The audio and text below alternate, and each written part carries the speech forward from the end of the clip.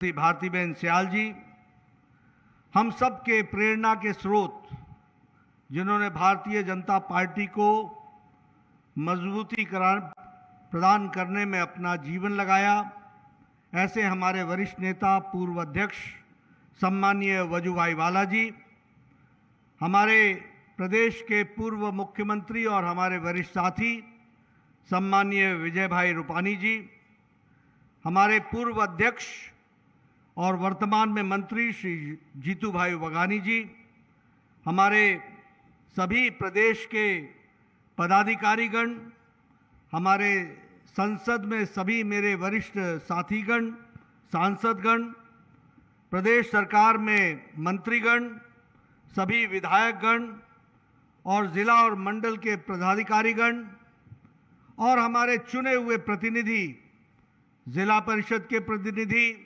नगर पालिका के प्रतिनिधि, बीडीसी के प्रतिनिधि और हमारे महानगर पालिका के सदस्यगण, मीडिया के मेरे साथी, प्रिंट मीडिया और इलेक्ट्रॉनिक मीडिया के मेरे साथी, ये मेरे लिए सौभाग्य की बात है कि आज मुझे सौराष्ट्र में राजकोट में आने का सौभाग्य मिला है और सभी चुने हुए सौराष्ट्र के प्रतिनिधियों के दर्शन करने का मौका मिला है।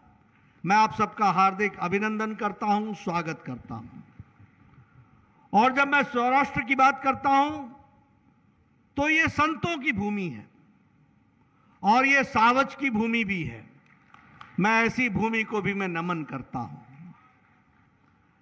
मित्रों, काफी समय से मेरी इच्छा थी कि आप सबके साथ में आपके दर्शन करूं, लेकिन आप सबको मालूम है कि बहुत बार मुझे आपके साथ वर्चुअल मीटिंग में जुड़ने का मौका मिला, सांसदों के साथ, विधायकों के साथ, जिला परिषद के सदस्यों के साथ, लेकिन एक लंबे अरसे के बाद इस तरीके से मिलने का मौका मिल रहा है।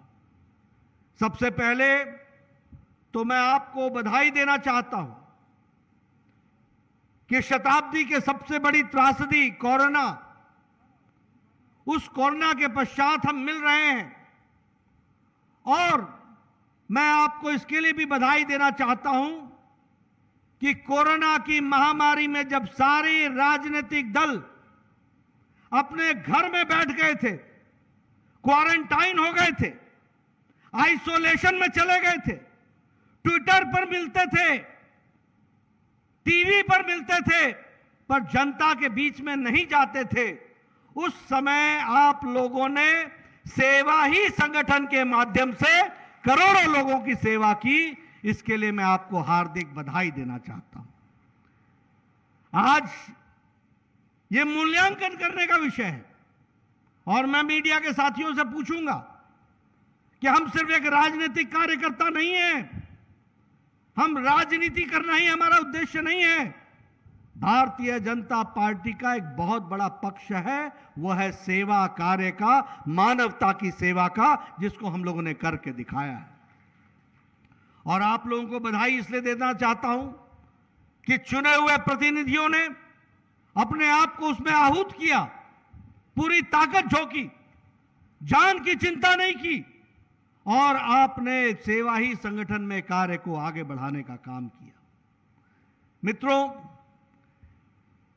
मैं आपको दूसरी बधाई इसलिए देना चाहता हूं और मैं यह भी कहना चाहता हूं कि जनता की याददाश्त थोड़ी होती है, वो याद नहीं रख पाती है, वो भूल जाती है। लेकिन यही 1 साल पहले, 1.5 साल पहले कोरोना के परछाई में वैक्सीनेशन पर अन्य राजनीतिक दल किस प्रकार की राजनीति कर रही थी। आपने देखा होगा, वैक्सीनेशन की खिल्ली उड़ाई जा रही थी, वैक्सीनेशन के बारे में पूछा जा रहा था, प्रमाण मांगा जा रहा था। कई बोलते थे कि वैक्सीनेशन लगाओगे तो जीवन में ये हो जाएगा, वो हो जाएगा। कोई प्रमाण मांगता था कि इसका क्लिनिकल ट्रायल कितना हुआ है और प्रधानमंत्री मोदी जी की कोशिश को नजरअंदाज करने की कोशिश करते थे।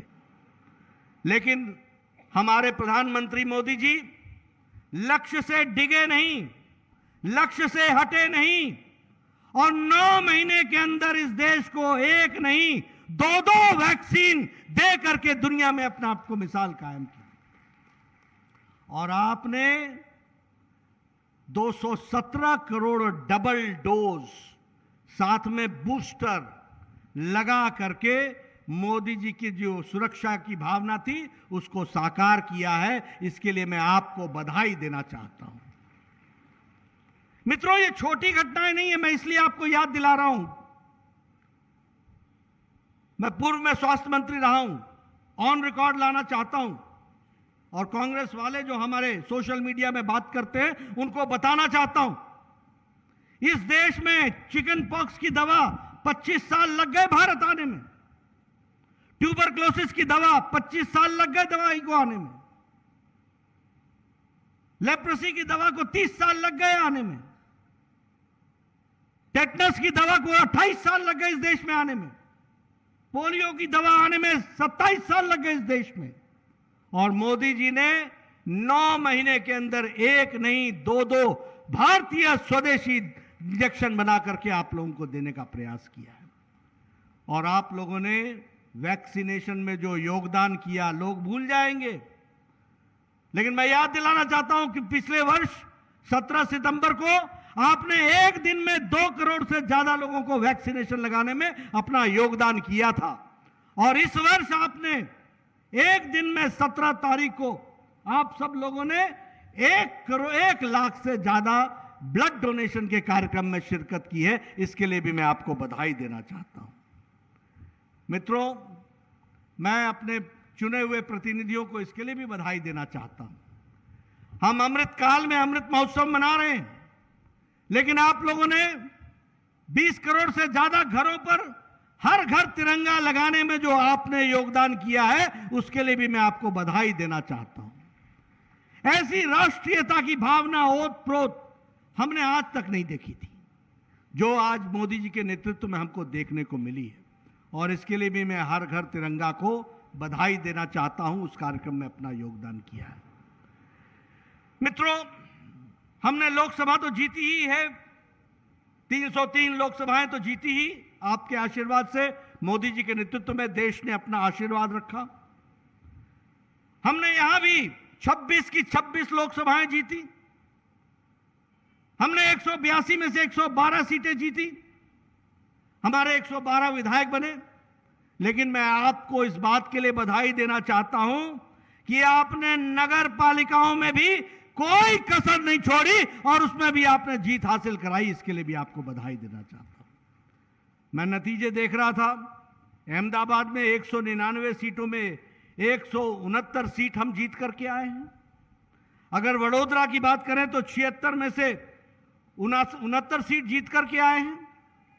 अगर हम सूरत की बात करें तो 120 में से 93 सीट जीत करके आए हैं। अगर हम गांधीनगर की बात करें तो 44 में से 41 सीटें जीत करके आए हैं। अगर हम भावनगर की बात करें तो 52 सीटों में 44 सीट जीत करके आए हैं। और जामनगर की बात करें तो 64 में 50 सीटें जीत करके आए हैं। और राजकोट की बात करें तो 72 में से 68 सीट जीत करके आए हैं। यह भी हमको याद रखना चाहिए। और जूनागढ़ में 60 में से 54 सीटें जीत करके आए हैं। मित्रों, यह है आपकी मेहनत का नतीजा और यह है जनता का आशीर्वाद जो आपको मिला है। इसको संजो कर रखना यह आपकी और हमारी जिम्मेवारी है। अगर गुजरात नगर पालिका की मैं बात करूं, गुजरात के नगर पालिकाओं की, तो 2720 सीटों में से भारतीय जनता पार्टी ने 2085 सीटें जीती हैं। अगर जिला पंचायत की बात करें तो 31 में से हमने सारी की सारी 31 जिला परिषद जीती है। यह भी हमको 100% हमारा नतीजा रहा है। अगर जिला पंचायत की बात करें तो 979 सीटों में 800 सीटों में से 979 सीटों में 800 सीटें भारतीय जनता पार्टी ने जीती हैं। और तालुका की बात करें, आप सब लोग तालुका से भी आए होंगे, 4771 सीटों में 3551 सीट कमल के निशान पर जीत करके हम आए, भारतीय जनता पार्टी जीत करके आई। मित्रों, मैं आपको बधाई देना चाहता हूं, साधुवाद देना चाहता हूं कि आप लोगों ने 90% से ज्यादा नतीजे लेकर के भारतीय जनता पार्टी को यशस्वी बनाया है। और मैं गुजरात की जनता को भी धन्यवाद देना चाहता हूं, जिन्होंने एक तरफा फैसला भारतीय जनता पार्टी के पक्ष में दिया है। और इसलिए हम जहां जिम्मेवारी के साथ सेवा के कार्य में जुटे हैं, राजनीतिक दृष्टि से जुटे हैं, उस कार्य को आगे बढ़ा रहे हैं। तो आज जब आपके साथ मुझे दर्शन करने का आपका मौका मिला है, तो मैं आपको प्रोत्साहित भी करता हूं और साथ ही साथ आह्वान करता हूं कि हम इसी रास्ते पर चलते रहेंगे, हम न डिगेंगे न हटेंगे, लोगों की सेवाओं में लगे रहेंगे और आगे बढ़ेंगे। इस बात को हमको याद रखना है। मित्रों, इसके साथ साथ मैं देश की तस्वीर भी आपको खींचकर बताना चाहता हूं। हमने सिर्फ नगर पालिका गुजरात का ही नहीं जीता है, हमने लद्दाख में, लेह में हमने हिल काउंसिल भी जीती है, हमने वहां का लोकल सेल्फ गवर्नमेंट भी जीता है, हमने वहां भी द्रास भी जीता है, तो हमने कारगिल भी जीता है। और वहां से अगर हम अपनी यात्रा शुरू करें और नीचे आए तो हमने हिमाचल भी जीता है पंचायत में, और हमने चंडीगढ़ में म्युनिसिपल कॉरपोरेशन भी जीता है, और हमने हरियाणा भी जीता है, और हमने उत्तर प्रदेश भी जीता है, हमने मध्य प्रदेश भी जीता है, और हमने कर्नाटक भी जीता है, हमने तेलंगाना में भी अपना झंडा गाड़ा है। इसको याद रखना है। और गुजरात से लेकर कच्छ से लेकर, और हमने नॉर्थ ईस्ट में त्रिपुरा जीता है, अरुणाचल प्रदेश जीता है, हमने मणिपुर जीता है, हमने सभी लोकल सेल्फ गवर्नमेंट को वहां भी जीता है। इसलिए उत्तर हो या दक्षिण हो, पश्चिम हो या पूर्व हो, कमल ही कमल खिला है। इसको हमको याद रखना है, इसको हमको समझ करके चलना है। मित्रों, भारतीय जनता पार्टी सिर्फ कहने के लिए दुनिया की सबसे बड़ी पार्टी नहीं है। भारतीय जनता पार्टी आप लाखों करोड़ों कार्यकर्ताओं के पसीने के कारण, आप लाखों करोड़ों कार्यकर्ताओं के मेहनत के कारण आज देश के हर नक्शे पर दिखाई देती है, हर जगह दिखाई देती है। और इसी तरीके से हमको काम को आगे बढ़ाने की आवश्यकता है, उसको हमको पूरा करना है। मित्रों, जब हम म्युनिसिपल कॉरपोरेशन की बात करते हैं, जब हम पंचायत की बात करते हैं, जब हम जिला परिषद की बात करते हैं, तो हमको ये बात ध्यान में रखनी है कि हमें विकास संपूर्णता में करना है। और जब हम संपूर्णता की बात करते हैं, तो हमको समाज की हर छोटी समस्याओं को समझदारी के साथ समझना है। हमें जानना है, हमने सिर्फ ऑपरेशन नहीं करना है, हमने उसकी बारीकी में जाना है कि समस्या है क्यों, उस समस्या का निवारण क्या है, उस समस्या का निदान क्या है, हम किस तरीके से उसको जोड़ सकते हैं। और जो एक शब्द है, we have to go for sustainable growth. जो ग्रोथ सस्टेन कर जाए, जो पूर्णता संपूर्णता में होलिस्टिक हो, उसको हमको आगे बढ़ाना है। और उसी के साथ साथ हमें सस्टेनेबल इंफ्रास्ट्रक्चर भी खड़ा करना है, हमें आधारभूत चीजों को मजबूत करना है। और इसलिए इंफ्रास्ट्रक्चर के ऊपर हमको ज्यादा ध्यान देना है, हमको पर्यावरण प्रेमी बनना है। और अगर हमको पर्यावरण प्रेमी बनना है, तो हर जिले में 75 से ज्यादा सरोवर भी बनाने हैं, उनका रख रखाव भी करना है, उनको संभाल के भी रखना है। और हमको पानी का रिचार्ज करते हुए नीचे जमीन से पानी का चार्ज उठाना है। यह भी हमारी जिम्मेवारी है। हम सिर्फ राजनीति करने नहीं आए हैं, हम सिर्फ नाराही लगाने नहीं आए हैं, हम सिर्फ पार्टी के झंडे के साथ साथ देश की, सौराष्ट्र की तस्वीर और तकदीर बदले, इस काम के लिए आए हैं। और इसके लिए आप सब लोग अपने आप को आहूत करेंगे, ऐसा मेरा मानना है। एक और मैं आपसे आह्वान करना चाहता हूं। हमारे प्रधानमंत्री मोदी जी आज दिल्ली से अहमदाबाद जुड़े थे, और उन्होंने सुबह हम लोगों को मेयर्स कॉन्फ्रेंस में महापौरों के, देश भर के 117 महापौरों को संबोधित करते हुए उन्होंने कहा कि हमको छोटी छोटे इंटरवेंशन से किस तरीके से नगर पालिका हमारी अच्छी हो सकती है, किस तरीके से हमारे गरीब जनता को अच्छे मकान मिल सकते हैं, किस तरीके से मध्य वर्ग में रहने वाले लोगों के जीवन आसान हो सकता है, किस तरीके से मध्य वर्ग में रहने वाले लोगों को हम उनका जीवन सुखद बना सकते हैं, ईज ऑफ लिविंग दे सकते हैं, इसके लिए हमको काम करना है। और इस बात को कहते हुए उन्होंने इस बात को भी कहा कि हमें प्रोएक्टिव रहना है, हमें प्रो रिस्पॉन्सिबल रहना है, हमें प्रो रिस्पॉन्सिव रहना है और हमें ट्रांसपेरेंट रहना है। मित्रों, ये हमारी बहुत बड़ी जिम्मेवारी है, हम चुन करके आए हैं। हमको ट्रांसपेरेंसी प्रशासन में लानी है और उसके लिए टेक्नोलॉजी का उपयोग करना है।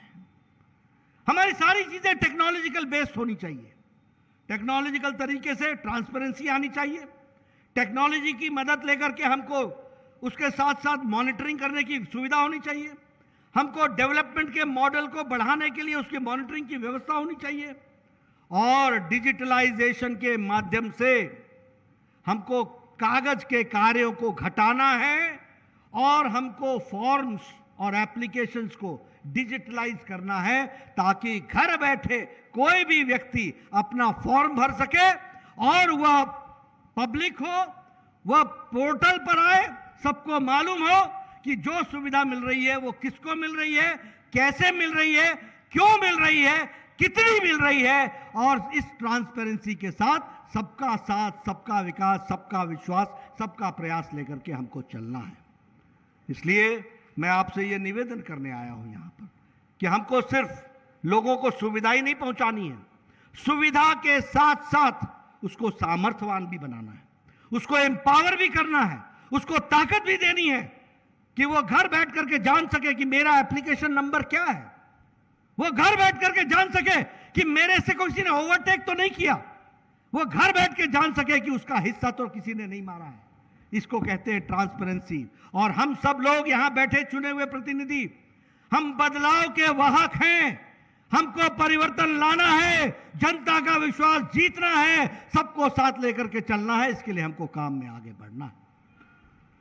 मित्रों, अगर मैं विकास की कहानी कहूं तो मुझे खुशी है कि आज भुज में लगभग 4000 करोड़ रुपए के फाउंडेशन स्टोन लग चुके हैं और काम तीव्र गति से भुज के इलाके में चल रहा है।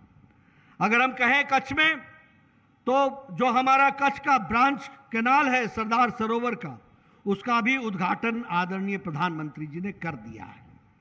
अगर मैं बात करूं इरिगेशन फैसिलिटी की, तो कच्छ में इरिगेशन की फैसिलिटी और ड्रिंकिंग वाटर के लिए 948 गांव, 10 शहर को कच्छ डिस्ट्रिक्ट में पानी पहुंचाने का काम किया गया है, वो भी हमको याद रखना चाहिए।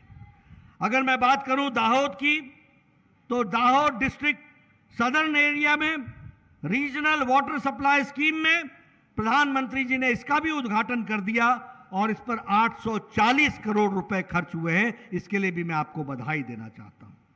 अगर मैं दाहोद के स्मार्ट सिटी की बात करूं, तो 335 करोड़ रुपए की लागत से प्रधानमंत्री जी ने दाहोद स्मार्ट सिटी का भी उद्घाटन कर दिया, वो भी हमको याद रखना है।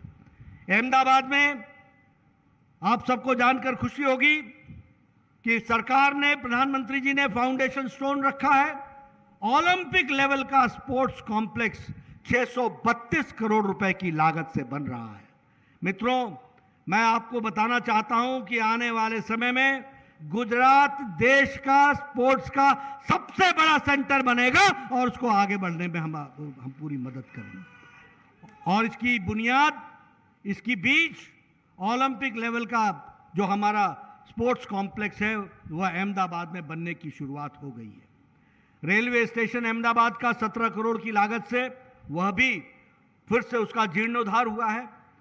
आपको बहुत खुशी होगी कि जामनगर में वर्ल्ड हेल्थ ऑर्गेनाइजेशन, देश नहीं, वर्ल्ड हेल्थ ऑर्गेनाइजेशन, दुनिया का स्वास्थ्य का सबसे बड़ा संगठन, वह जामनगर में सेंटर फॉर ट्रेडिशनल मेडिसिन, वह उसकी भी फाउंडेशन स्टोन जामनगर में रखा गया है। वह भी हेल्थ का, ट्रेडिशनल हेल्थ सेंटर का सबसे बड़ा बनेगा। अस्टॉल प्रोजेक्ट में पोर्टेबल वाटर, पानी को ट्रांसपोर्ट किया जाएगा और 4 लाख लोगों को, 4.5 लाख लोगों को 174 गांव में 1028 वार्ड्स में उस वलसाड के इलाके में वह भी कंप्लीट हो गई है स्कीम, उसको भी हमको ध्यान में रखना चाहिए। आज मैं यहाँ आया हूँ तो मुझे खुशी है। रूपानी जी मुख्यमंत्री होते थे, मैं स्वास्थ्य मंत्री होता था। प्रधानमंत्री जी का आशीर्वाद लेने हम लोग गए थे। हमने कहा था ये सौराष्ट्र का इलाका है, यहाँ all India institute of medical sciences बनना चाहिए। और मोदी जी ने मुझे कहा था तुम सौराष्ट्र के बारे में मुझे बताने आए हो, मैं तुमसे ज़्यादा जानता हूँ। मैंने कहा बिल्कुल आप ज़्यादा जानते हैं, लेकिन मैं चाहता हूँ। और उन्होंने all India institute of medical sciences दिया था। आज 1195 करोड़ रुपए का all India institute of medical sciences Rajkot में मिला है, इसको भी हमको याद रखना चाहिए। मित्रों, तब और अब की पहचान लो।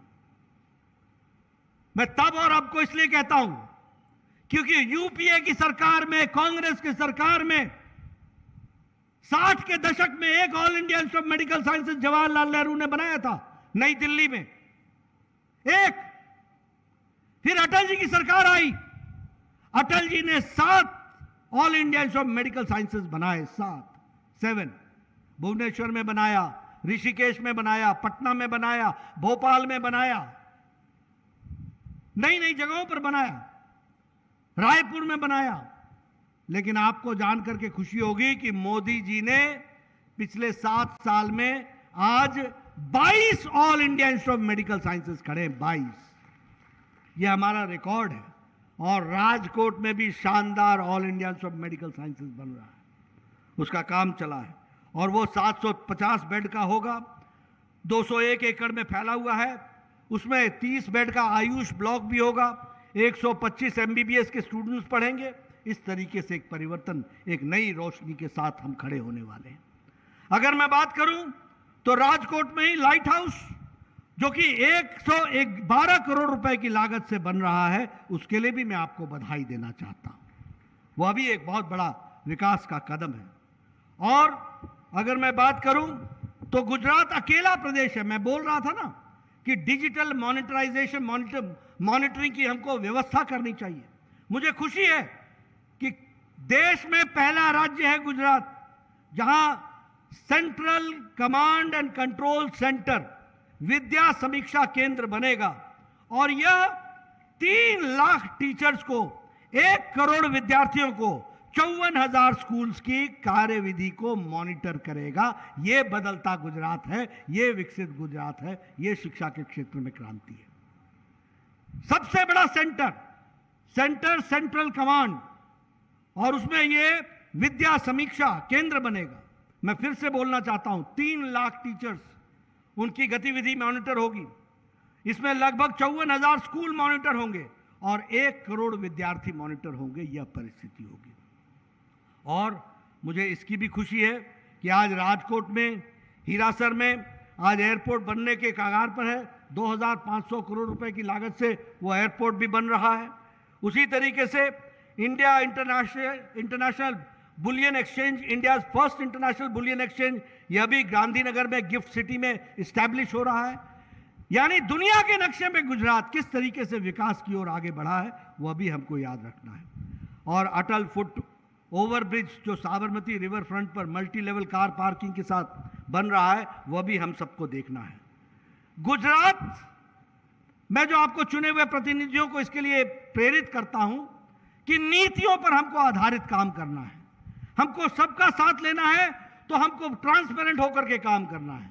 और गुजरात एक ऐसा प्रदेश है जिसने पॉलिसीज पर काम किया है। न्यू इंडस्ट्रियल पॉलिसी दी, न्यू टूरिज्म पॉलिसी दी, ई व्हीकल पॉलिसी दी, लॉजिस्टिक पार्क पॉलिसी दी, स्पोर्ट पॉलिसी दी, सेमीकंडक्टर की पॉलिसी दी। यानी हर दृष्टि से गुजरात नीतियों पर चलते हुए कार्यक्रम बनाने वाला प्रदेश बना है, और उसको आगे बढ़ाना हमारा काम है। अगर मैं बात करूं तो सूरत रिसर्च और मर्केंटाइल, ये जो डायमंड रिसर्च की काम को आगे बढ़ाया है, उसके लिए मैं सूरत के लोगों को जहां बधाई देता हूं, वहीं स्मृति वन मेमोरियल प्रोजेक्ट जो कच्छ में 2001 के अर्थक्वेक के पश्चात बना है, उसके लिए भी मैं बधाई देता हूं। अगर हम कहें तो गुजरात देश में नंबर 2 पर खड़ा है, ग्रीन पावर जनरेशन में नंबर 2 पर खड़ा है। और वो समय दूर नहीं है जब गुजरात नंबर 1 पर होगा। आप पूरी ताकत से लगेंगे, उसको हमको आगे बढ़ाना है। सोलर पावर पॉलिसी में भी गुजरात ने एक बहुत बड़ी छलांग लगाई है। उसी तरीके से सौराष्ट्र नर्मदा अवतरण इरिगेशन स्कीम योजना, इसमें भी 7 जिलों को सौराष्ट्र में 18,563 करोड़ रुपए की लागत से काम चला है और लगभग 1 करोड़ लोगों को ड्रिंकिंग वाटर, 1250 गांव में, 25 सिटी में 8,24,871 एकड़ लैंड पर, इसको जमीन पर उसको सिंचित करने की व्यवस्था की जाएगी। ये विकास के दृष्टि से हम लोगों ने काम किया है। अगर मैं दीनदयाल अंत्योदय योजना की बात करूं और नेशनल अर्बन लाइवलीहुड्स की बात करूं, तो आप लोगों ने सेल्फ हेल्प ग्रुप में बहुत अच्छा काम किया है, आपने स्किल ट्रेनिंग में बहुत अच्छा काम किया है, आपने जो लाभार्थी हैं बड़ी संख्या में उनके साथ आपने मिलकर के इस काम को आगे बढ़ाया है। प्रधानमंत्री आवास योजना शहरी, इसमें भी आपने बहुत अच्छा काम किया है और इसके साथ साथ प्रधानमंत्री ग्रामीण में भी आपने अच्छा काम किया, आवास योजना में, अमृत में भी आपने अच्छा काम किया है। मैं विकास की गाथा लिखने लगूं तो बहुत बड़ा संग्रह हो जाएगा। स्वच्छ भारत मिशन में भी आपने गुजरात 100% ODF हो गया है, ओपन डेफेकेशन फ्री हो गया है, इसके लिए मैं आपको बधाई देता हूं। गार्बेज फ्री सिटीज पर आप काम कर रहे हैं और उसी तरीके से स्मार्ट सिटी मिशन में भी आप काम कर रहे हैं और आप वेस्ट टू वेल्थ, इस पर भी आप काम कर रहे हैं, इसको भी आप आगे बढ़ा रहे हैं। साथ में आप हेरिटेज सिटी डेवलपमेंट ऑगमेंटेशन योजना में 12 सिटीज में, द्वारका गुजरात है जिसमें आप काम कर रहे हैं। और इस तरीके से अगर मेट्रो रेल की बात करें तो मुझे खुशी है कि आज आप 250 किलोमीटर से बढ़कर 776 किलोमीटर के मेट्रो रेल का कंस्ट्रक्शन आपने किया है। एयरपोर्ट्स आज 140 बनकर के तैयार हैं। इस तरीके से विकास की एक नई गाथा लिखी जा रही है। मैं आपको सिर्फ निवेदन करने आया हूं मित्रों, हम किसी कुर्सी पर बैठने के लिए नहीं आए हैं, हम कोई सत्ता हासिल करने नहीं आए हैं।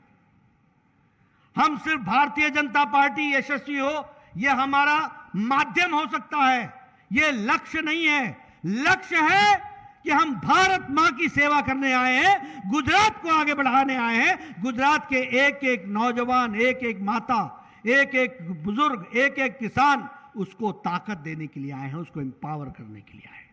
यह हमारा लक्ष्य है।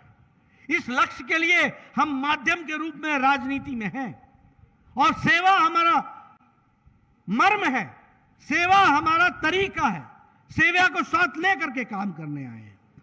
और मित्रों, मैं आप लोगों से प्रेरणा भी लेता हूं क्योंकि गुजरात ने एक बहुत ही, जिसको कहते हैं सुदृढ़ संगठन के नियमों पर चल करके भारतीय जनता पार्टी को दृष्टि दी है और इसलिए हम इसको गुजरात मॉडल भी कहते हैं, जिसको हम पार्टी लोग उसको उपयोग में लाते हैं।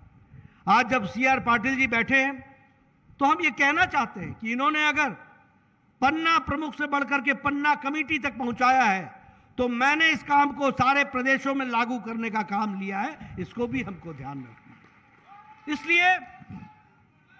इसलिए सुदृढ़ संगठन, नियम, शाश्वत नियमों पर चलते हुए भारतीय जनता पार्टी कार्य को आगे बढ़ा रही है। मैं दूसरी पॉलिटिकल पार्टियों के बारे में चर्चा नहीं करना चाहूंगा, मैं उनके बारे में कुछ कहना नहीं चाहता हूं, लेकिन एक सैद्धांतिक विषय को आपके सामने रखना चाहता हूं। कोई घबराने की जरूरत नहीं है और मैं मीडिया वालों से भी कहता हूं, मेरी बात को नोट कर लो, जितनी बार दिखाना है दिखाओ। मैं बताना चाहता हूं, आज वैचारिक पृष्ठभूमि पर काम करने वाली भारत की धरती पर अकेला राजनीतिक दल है तो वो भारतीय जनता पार्टी है, इसको याद रखना चाहिए। और कोई नहीं है, कोई नहीं है। 1951 में अगर श्यामा प्रसाद मुखर्जी ने कहा एक देश में 2 निशान, 2 विधान, 2 प्रधान नहीं चलेंगे, तो 2019 के 5 अगस्त को भारत के यशस्वी प्रधानमंत्री नरेंद्र मोदी जी ने, भारत के यशस्वी प्रधानमंत्री जी ने 5 अगस्त को राज्यसभा में और 6 अगस्त को लोकसभा में धारा 370 को धाराशाही कर दिया। इस बात को याद रखना चाहिए। कहां 1951 और कहां 2019। श्यामा प्रसाद मुखर्जी का बलिदान भारतीय जनता पार्टी और भारतीय जनसंघ का कोई कार्यकर्ता नहीं भूला था। उसको साकार करने का काम किया तो हम लोगों ने करके दिखाया है। अगर मैं बात करूं कि हम अंतिम पायदान पर खड़े व्यक्ति की सेवा करेंगे, अगर दीनदयाल उपाध्याय ने एकात्म मानववाद की बात कही और उसको हमारे जनसंघ के और जनता पार्टी के मुख्यमंत्रियों ने अंत्योदय के रूप में देखा, तो मोदी जी ने उसी को सबका साथ, सबका विकास, सबका विश्वास, सबका प्रयास करके उसको मूर्त रूप जमीन पर दिया है। और हम लड़ किससे रहे हैं? कौन है वैचारिक पृष्ठभूमि पर खड़ी पार्टी? मैं मीडिया के साथियों से पूछना चाहता हूं, मुझे एक पार्टी बता दो जब से उसका जन्म हुआ उस समय से लेकर आज दिन तक वो किसी भी नियम और नियत और नीति पर खड़ी रही हो, किसी भी नियम नीति पर खड़ी रही हो। मेरा ओपन चैलेंज है, राजनीति को पढ़ने वाले लोग अगर गहराई से पढ़े तो मेरे जवाब देना कि कब और किस नियम पर खड़े रहे। बेटा पैदा हो गया तो यूथ डे, अगर बेटी पैदा हो गई तो महिला दिवस। दिवस बदलते हैं अपने परिवार में पैदा होने वाले बच्चों के साथ। यह तुम्हारा नियम और नीति रही है। कौन है हमारे साथ लड़ने वाला? जम्मू कश्मीर देखो, हम किससे लड़ रहे हैं? हम पीडीपी से लड़ रहे हैं। कौन सी पार्टी है? महबूबा मुफ्ती की पार्टी है, परिवार की पार्टी है। नेशनल कॉन्फ्रेंस कौन सी पार्टी है? उमर अब्दुल्ला, फारूक अब्दुल्ला, नीचे आया नहीं अभी अब्दुल्ला, ये परिवार की पार्टी है। उससे नीचे आ जाओ पंजाब, हम किससे लड़ रहे हैं? शिरोमणि अकाली दल कौन सी पार्टी है? परिवार की पार्टी है, बादल साहब, छोटे बादल साहब। हम हरियाणा में लड़ रहे हैं, किससे लड़ रहे हैं? चौटाला, परिवार की पार्टी है। उत्तर प्रदेश में भारतीय जनता पार्टी ने किससे लड़ाई लड़ी? अभी चुनाव में समाजवादी पार्टी से चुनाव लड़ी। 24 करोड़ की जनसंख्या है, दुनिया का 5वां प्रदेश है, 5वां प्रदेश साइज में और पॉपुलेशन में। किससे लड़ रहे हैं? समाजवादी पार्टी, मुलायम की पार्टी, अखिलेश की पार्टी। कांग्रेस पार्टी 380 सीटों पर लड़ी, 369 सीटों पर सुपड़ा साफ, जमानत जब्त, सुपड़ा साफ। बिहार में हम किससे लड़ रहे हैं? आरजेडी, लालू की पार्टी, तेजस्वी की पार्टी। बंगाल में हम किससे लड़ रहे हैं? टीएमसी की पार्टी, बुआ की पार्टी, भतीजे की पार्टी, पीसी की पार्टी, भाईपो की पार्टी। उड़ीसा में हम किससे लड़ रहे हैं? बीजू जी की पार्टी। झारखंड में हम किससे लड़ रहे हैं? शिबू सोरेन, हेमंत सोरेन। नया सोरेन आया नहीं अभी तक।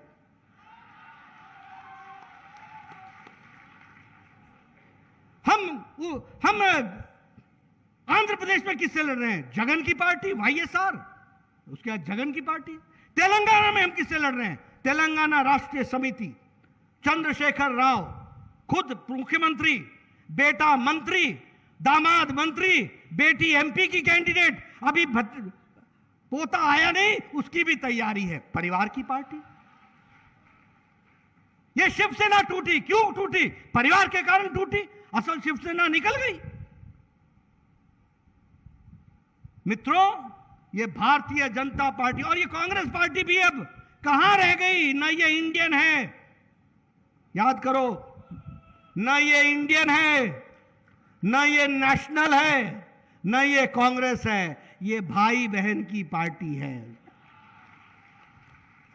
आजकल भारत जोड़ो, अरे भाई पार्टी जोड़ो। तुम्हारे बड़े बड़े लोग 5-5 दशक काम करने वाले तुम्हें छोड़कर चले जा रहे हैं, गुड बाय कह रहे हैं, कुछ तो सोचो। इसलिए मित्रों, और मैं एक बात बता दूं, ये सारी पार्टियां पहले रीजनल पार्टी बनी और बाद में रीजनल पार्टी से पारिवारिक पार्टी बनी।